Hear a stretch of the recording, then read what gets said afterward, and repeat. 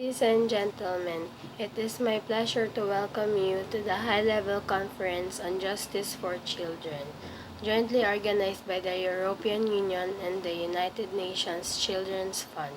It is part of our continued support to neighboring and enlargement countries in establishing and reforming their juvenile justice systems, and it is also a reflection of the fact that we care for our children, in fact for all the children.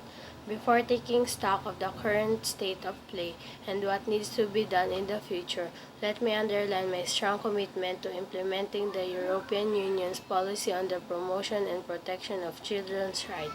This calls for a reinforced cooperation with national authorities and civil society so that we can ensure that children are treated as fully fledged members of society. There are still many challenges regarding the rights of the child and juvenile justice within the EU. In fact, the EU itself has adopted several pieces of legalization relevant to children in justice in recent years.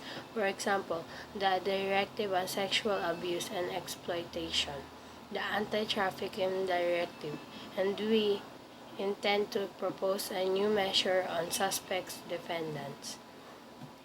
The participation of enlargement countries in this conference is very relevant because the topic of today's conference is a priority area for the UE in the accession process. Indeed, the UE quiz on children's rights and child protection is not limited to Chapter 23, Judiciary and Fundamental Rights, no less than 17 other acquis. Chapters contain legal instruments that have important provisions on children's rights and protection. Despite some progress, there is still scope for considerable improvement when it comes to children's rights. I am thinking in particular about the need to overcome institutionalization of children and to promote preventive mechanisms in support of families.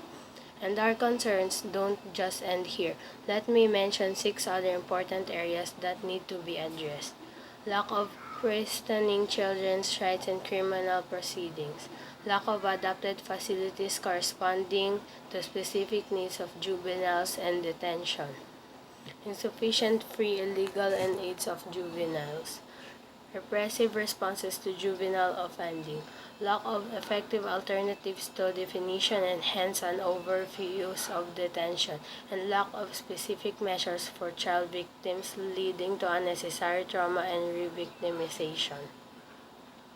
This is why it is so important that neighboring and enlargement countries not only adhere to international human rights standards, but they must also ensure that effective implementation of the recently adopted criminal justice legalization, in which some other countries is very progressive.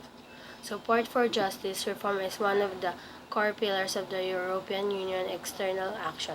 It aims at ensuring judicial independence, impartiality, and integrity, increasing the performance, efficiency, and accountability and transparency of the justice sector, improving access to injustice, the poorest and most vulnerable, and improving detention conditions and introducing alternatives to imprisonment. Successful justice reform initiatives are those built on national priorities, enjoying full political commitment and national ownership, as well as reinforced partnerships between civil society and state decision makers.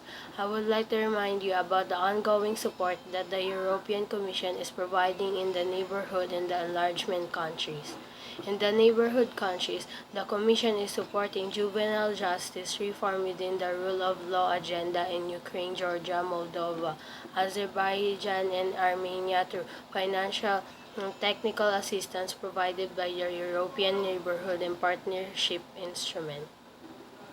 In the enlargement countries, the Commission has been providing support through the instrument of pre-accession assistance to strengthen child protection measures in general and to support assistance for child victims and juvenile justice systems in particular. Support for civil society working in the area of child protection has also been provided. Enlargement countries are gradually aligning their legalization with the UA acquis. The Commission is monitoring this process intensively when including it comes to the rights of the child in different chapters. On this point, I would like to underline that data collection is an important part of our monitoring work. The European Commission supports enlargement and neighborhood countries to strengthen their statistical capacity so that reliable data is available to support modern policy making. We remain committed to supporting projects and policies that enhance child protection systems and strengthen the rights of children, including as victims or in the context of criminal proceedings.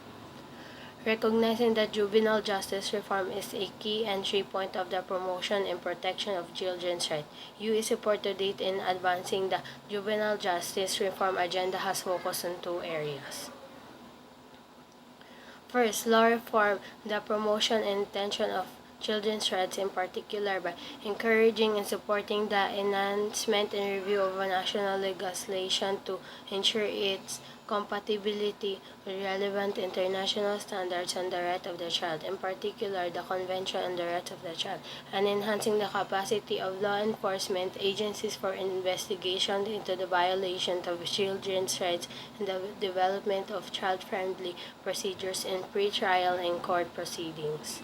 Second, combating and discouraging violations of children's rights, in particular by prohibiting violations of the children's rights and ill treatment of children in law, including criminal law, and ending impunity for violations of children's rights, taking effective legislative, administrative, judicial, and other measures to prevent violations of children's rights under the jurisdiction of the state and combat impunity for such violations.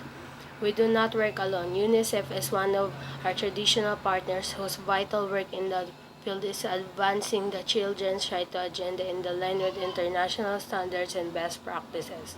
I am particularly proud of the cooperation that we have established with UNICEF to face the consequences of the Syrian crisis. When I was born in Jordan recently, I went to the Zaatris refugees camp and inaugurated a school by the UNICEF and funded by the European Commission. Through this concrete cooperation, we are giving children living in camps a semblance